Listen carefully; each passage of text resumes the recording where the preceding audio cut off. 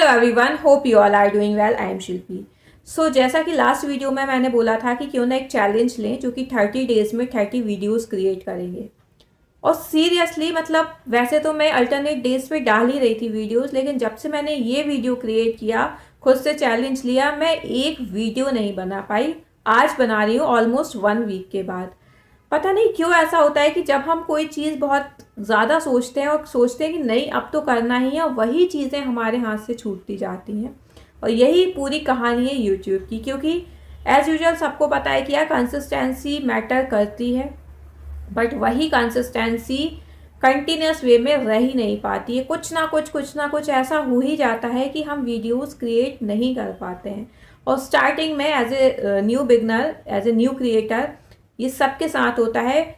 इसका इसके रीजंस भी हैं, जैसे हम ना प्रायोरिटी नहीं दे पाते हैं। हमें लगता है कि ठीक है यार, शौक के लिए कर रहे हैं, कर लेंगे। और ये जो मूड होता है ना कि यार कर लेंगे, ये 1 वीक 10 डेज ऐसे ही निकल जाता है। और एट लास्ट हमें लगता है ओ यार इतने डेज निकल गए। क्योंकि हर चीज़ के लिए एक मोटिवेशन ज़रूरी है। अब सपोज़ आप जॉब करते हो तो सैलरी आपका मोटिवेशन है ही कहीं ना कहीं। यार आपको लगता है कि महीने भर आप इतना काम करोगे, ओवर टाइम भी करोगे, बट एट लास्ट सैलरी जब आती है हाथ में, भले ही 2-3 दिन के लिए, लेकिन वो मोटिवेशन तो रहती है कि यार पैसा आ गया है। कुछ शौक होते हैं, कुछ रिस्पॉन्सिबिलिटीज़ होती हैं, तो उसमें इंसान अपना और 10-15 डेज निकाल देता है। फिर 10 और 15 डेज फिर से फोकस मार के उसकी सैलरी फिर से आने को होती है। But the thing is YouTube में और भी सोशल मीडिया प्लेटफॉर्म पे जब आप स्टार्टिंग में काम करते हो तो आपको सिर्फ और सिर्फ इनपुट देने होते हैं। वहाँ से आउटपुट की दूर दूर तक कोई भी गुंजाइश नहीं होती है, क्योंकि जब आप इस पर कंटिन्यूस वे में काम करोगे तभी कुछ आपको आउटपुट देखने को मिलेगा। और अब तो कंपटीशन भी इतना ज़्यादा हो गया है कि मतलब ऐसा नहीं है कि नहीं हो पाएगा, होता है। अगर आप इसको प्रायोरिटी पर रखते हैं तो डेफिनेटली होगा। कंटेंट आपका अच्छा है, कंसिस्टेंसी आपकी है, तो डेफिनेटली आपका चलेगा। क्योंकि जब मैंने ये चैनल स्टार्ट किया था मुझे कोई आइडिया नहीं था कि मैं क्या करूँगी। मुझे बस ये था कि कुछ अवेयरनेस थी, कुछ टॉपिक्स को लेके मुझे लगता था कि मुझे बोलना, तो मैंने बस वीडियोस पे वीडियोस क्रिएट करना शुरू कर दी। और उन वीडियोस में कोई ऐसी स्क्रिप्टिंग नहीं थी, क्योंकि एक होता है ना कि रियल लाइफ में आपके साथ जो भी हो रहा है उसको आप जब एक्सप्लेन करते हो ना, तो वो इमोशंस, वो फीलिंग्स अपने आप आती हैं। वही चीज़ें अगर आप स्क्रिप्ट के साथ करते हो तो कहीं ना कहीं वो रहता है कि हाँ चीज़ें स्क्रिप्टेड हैं। तो मैंने बहुत ही रैंडम वे में वो वीडियोस क्रिएट की और लगातार वीडियोस क्रिएट की। और सोचो कि वो एक्सप्लेनेशन मुझे ऐसे करना था, मतलब मुझे पता था कि इतना कुछ उनसे आउटपुट नहीं मिलना है, लेकिन बस मेरा था कि कुछ लोगों तक ही पहुँचे, लेकिन ज़रूर पहुँचे ये वीडियोस। क्योंकि बहुत लोग हैं जो इन चीज़ों में स्टक हो जाते हैं। मैंने एक MLM कंपनी के ऊपर वीडियोस क्रिएट की थी, तो मुझे यही लगता था कि यार ठीक है कम लोग देखेंगे, लेकिन देखेंगे और चीज़ें समझेंगे तो समझेंगे। लेकिन जब कमेंट्स आना शुरू होना और कांटेक्ट में आना, तब यार लगा कि नहीं, लोग सीरियसली स्टक हैं और उन्हें ज़रूरत है गाइडेंस की।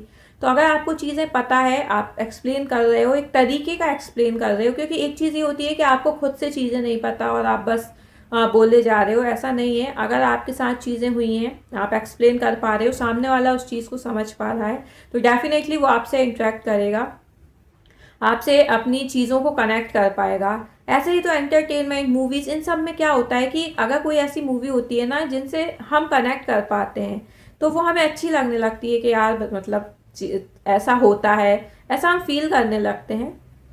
सो द थिंग इज़ कि अगर आप भी यूट्यूब पर आ रहे हो या आप काम कर रहे हो, तो यार कंसिस्टेंसी के लिए आप कितनी ही वीडियोस देख लो, आप कितने ही मोटिवेट हो जाओ, जब तक आप खुद से खुद को मोटिवेट नहीं करोगे कि आपको करना ही है, तब तक आप सीरियसली कितनी वीडियोस देख लो, कोई भी समझा रहे आपको समझ में नहीं आएगा। इसलिए सबसे पहले आप अपने ऊपर काम कीजिए, खुद पर काम कीजिए, अपनी प्रायोरिटीज़ को सेट कीजिए। अगर सीरियस वे में आपको कंटेंट क्रिएटर बनना है तो उसके लिए भी आपको काम करना पड़ेगा। क्योंकि ऐसा नहीं है कि आप रैंडम कुछ भी डालोगे, और कुछ भी डालोगे वायरल हो भी जाओगे तो एक टाइम के बाद कुछ नहीं है, कुछ उसकी वैल्यू खास होती नहीं है। लेकिन अगर आपका कोई काम है, आप उस काम को लेके कंसिस्टेंस वे में यूट्यूब पर बता रहे हो, तो यार वो काम भी आपका चलेगा और आप सोशल मीडिया पर भी चल पाओगे। इससे अच्छी क्या बात है कि आप दोनों चीज़ें मैनेज कर पाओगे। ऐसे बहुत से एग्जाम्पल हैं यूट्यूब पर कि उन्होंने अपने काम से ही अपनी यूट्यूब पर भी पहचान बनाई है। तो आप भी बहुत, ऐसा नहीं है कि बहुत बड़ा काम है, कोई छोटा काम है, सब चीज़ें आप बराबर हैं, बस इंसान को, ऑडियंस को पसंद आना चाहिए। आप इस तरीके से एक्सप्लेन कीजिए, आप इस तरीके से बताइए कि लोग उन चीज़ों से अट्रैक्ट हो, उन चीज़ों से अपने आप को इंट्रैक्ट भी कर पाएँ। सो कोशिश रहेगी मेरी, अब मैं ये नहीं बोलूँगी कि हाँ कंसिस्टेंस वे में रहूँगी, क्योंकि आई डोंट नो कि बोलने के बाद चीज़ें नहीं हो पाती हैं या क्या है, लेकिन मेरे साथ ऐसा हुआ और ये सीरियसली बहुत लंबा टाइम हो गया कि मैंने 7 to 10 डेज़ कोई वीडियोज़ ही नहीं बनाई है। तो अब मैं होपफुली कोशिश करूँगी कि यार अल्टरनेट डे पे ही सही मैं वीडियोज़ ज़रूर क्रिएट करूँ, क्योंकि मुझे अच्छा लगता है वीडियोज़ क्रिएट करना। और जितना आप खुद से, मतलब स्क्रिप्ट ठीक है, आप पॉइंट्स लिख सकते हो कि आपको किस किस बारे में बताना है, बट आप सोचो कि पूरा एक तरह से ऐसे लिख के फिर आप बोल पाओ, तो शायद उस फीलिंग्स के साथ, उन इमोशंस के साथ आप नहीं बोल पाओगे। पॉइंट्स आप लिखो कि आपको ये कवर करना है अपनी वीडियो में, और फिर आप खुद से ही बोलोगे तो ज़्यादा अच्छा लगेगा, ऑडियंस भी उन चीज़ों से कनेक्ट कर पाएगी। सो होपफुली मैं कोशिश करती हूँ कि मैं कंसिस्टेंस रहूँ। आप लोगों ने मुझे बहुत सपोर्ट किया है, ऐसे ही आगे भी सपोर्ट करिएगा। So I hope you like my video. If you like, please share and subscribe the channel for more. Thank you.